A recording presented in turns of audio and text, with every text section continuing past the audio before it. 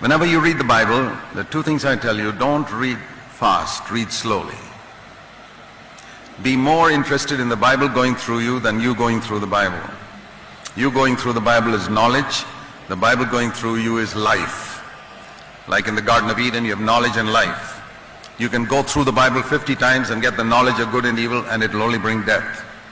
But if the Bible goes through you once, you'll get life. The Bible can be the tree of knowledge of good and evil to you, or the tree of life. That depends on how you go at it.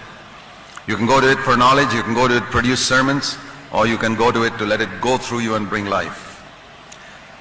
And so, when you read the Bible, don't read fast, read slowly. It doesn't matter if you take 50 years to go through the Bible once, but make sure that the Bible goes through you in that time.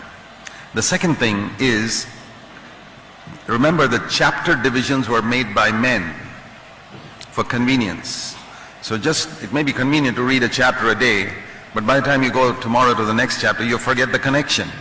So very often, don't stop at the end of a chapter. At least read the next 3-4 verses of the next chapter, then stop. Just a simple bit of advice.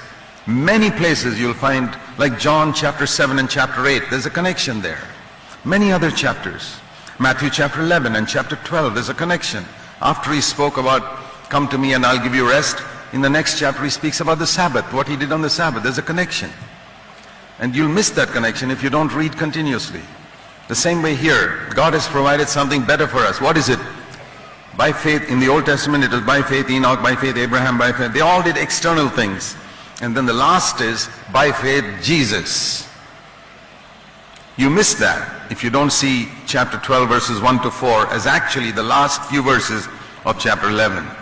What is this better thing God has provided?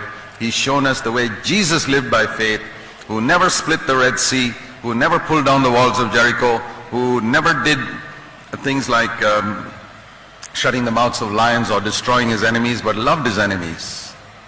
The Old Testament people destroyed their enemies by faith. Jesus loved his enemies.